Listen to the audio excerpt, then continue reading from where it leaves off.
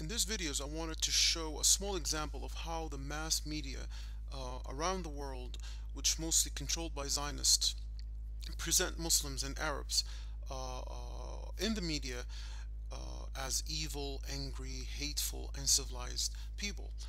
They do that by provoking Muslims in front of cameras, saying very hateful, evil, offensive stuff to Muslims.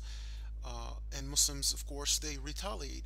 But in these videos, you won't see the cameraman or whoever is making these videos saying all the bad stuff to Arabs and Muslims, but they only see Arabs and Muslims saying this stuff back.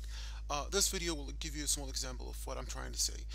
So sadly, I must admit that Zionists succeed on doing so, but I really believe that there will always be honorable Western people who are honest, intelligent, and have fair judgment, and these people will expose Zionists and say the truth without any fear, and I truly salute them and I thank them for their support. One thing before I let you see this video, I wanted to say that Zionists are working day and night to create this monster, this imaginary monsters, which of course it's the Muslims who are anti-Western democracy and freedom. But if we look in reality that we see Muslims and Arabs today in the Arab world, we are fighting for our freedom and democracy, and we lost a lot of people by doing that.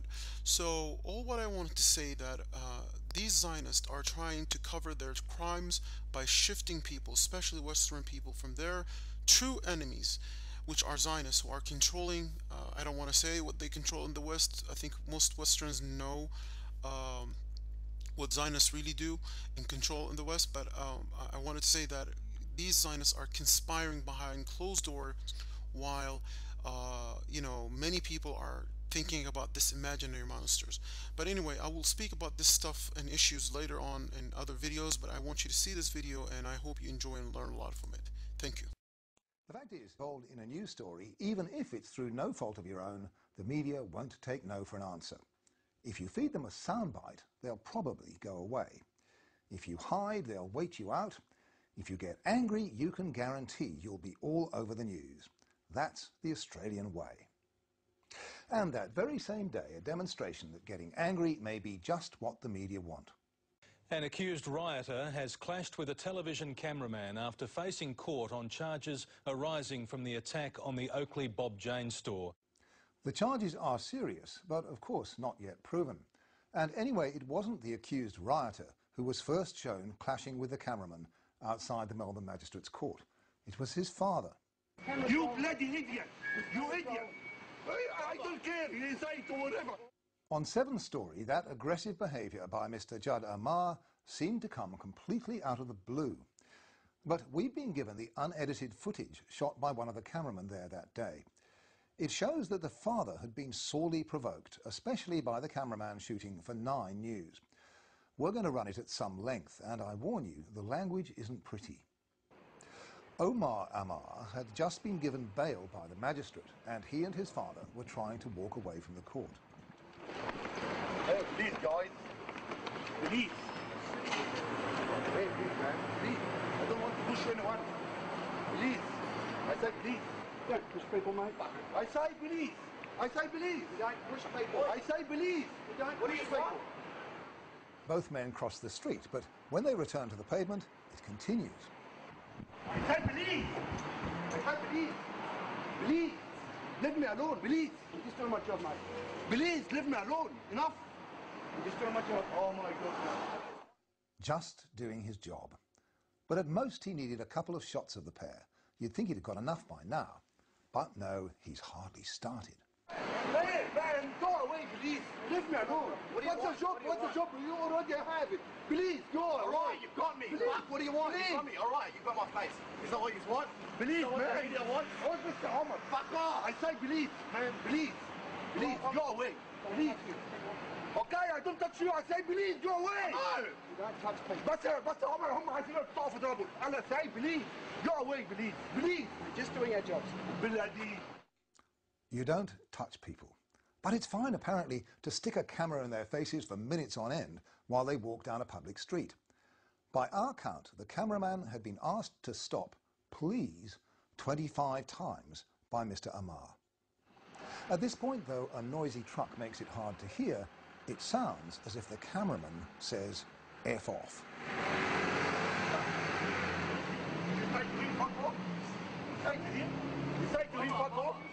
Huh? You say to him to fuck off? You bloody idiot! You idiot! I don't care. You say to whatever.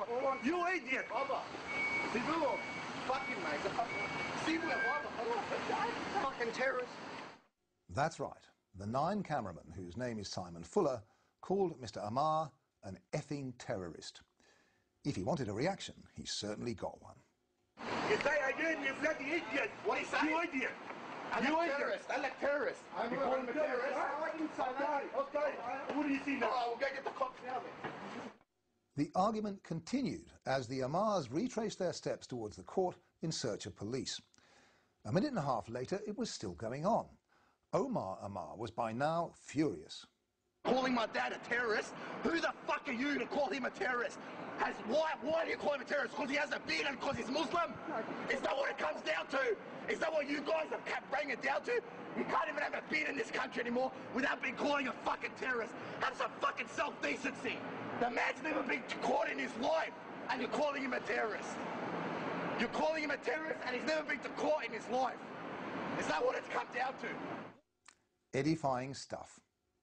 Nine's Director of News in Melbourne tells Media Watch, Simon Fuller has been stood down pending the completion of an investigation into all the facts surrounding this incident. Good. But until TV news directors make it clear to their cameramen that they don't want people to be badgered like this, it will go on happening. It's worth remembering that there were at least 2 crews filming the incident. Wisely in the circumstances, 9 didn't broadcast a single frame of the confrontation. In a statement to Media Watch, Judd Amar's lawyer writes, Mr. Amar wishes to clarify that he has been a citizen in this country for over 20 years and has never been the subject of a criminal allegation. He also wishes to convey his disappointment that the words were said in the first place by the Channel 9 cameraman and that the altercation was later broadcast by Channel 7. In fact, both 10 and 7 aired some of the confrontation. Neither gave any hint of how seriously Judd Amar had been provoked. He comes across as an aggressive Muslim.